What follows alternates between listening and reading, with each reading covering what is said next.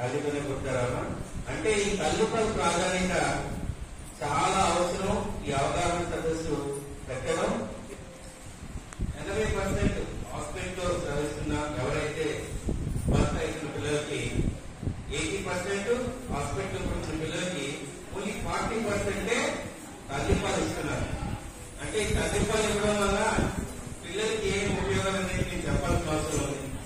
అలాగే ఇవ్వకపోవడం వల్ల నష్టాలు కూడా ఉన్నాయి, తల్లికి నష్టాలు కూడా ఉన్నాయి. ఇది ఒక ప్రాసెస్. మన ప్రకృతి ఇచ్చిన వరమని చెప్పుకోవాలి. ఇవ్వలేని తల్లికి రొమ్ము క్యాన్సర్ వచ్చే ఎక్కువ ఛాన్సెస్ ఉన్నాయనే విషయాన్ని మీకు మొత్తం అందరికి చెప్పాల్సిన అవసరం ఉంది. 2 డయాబెటిక్ వచ్చే ఛాన్సెస్ ఉన్నాయి, అలాగే ఊబకాయం వచ్చే ఛాన్సెస్ ఉన్నాయి. ఇవి మీరు తల్లికి చెప్పాల్సిన అవసరం ఉంది. అది తీసుకెళ్తే ఏమవుతుందంటే ఒక పిల్లడు ఎదుగుదల రావడానికి మొట్టమొదటిగా ఒక బ్రెయిన్ చైల్డ్ బ్రెయిన్ అదేయడానికి ఎన్ని సంవత్సరాలు పడుతుంది అందరికి తెలుసామా? మొదటి 6 సంవత్సరాల్లోనే ఒక పిల్లవాడు కానీ చిన్నపిల్లలు కానీ బ్రెయిన్ ఎదుగుదల కంప్లీట్ అవుతుంది 90%.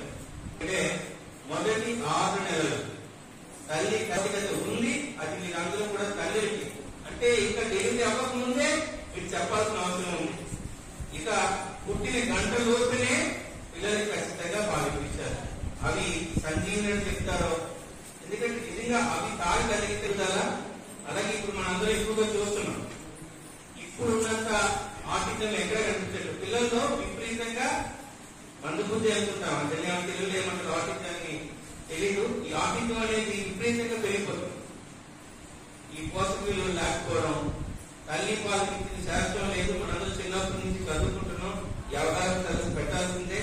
ఇక ఈ తల్లి పాలు ఇవ్వకపోవడం వల్ల చాలా మంది మన దేశంలో అత్యధిక ప్రమాదకరం ఏంటంటే నీళ్ళ విధానాలతో చనిపోతున్న పిల్లలు ఎక్కువ. దాదాపు వేల మంది, లక్షల మంది నీళ్ళ విధానాలతో చనిపోవడం జరుగుతుంది. ఆ పిల్లల ఎదుగుదల తక్కువగా ఉంది. ఈ యొక్క అవగాహన, ఎందుకంటే ఈ పిల్లలే రేపటి పౌరులు. వీరే మన మళ్ళీ దేశాన్ని కాపాడాల్సిన అవసరం ఉంది.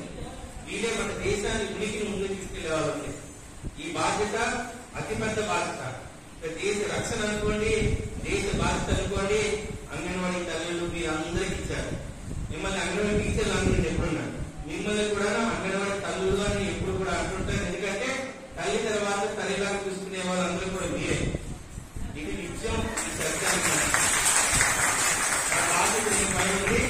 మీరు కూడా ఈ అవగాహన మాత్రం కల్పించాల్సిన అవసరం ఉంది.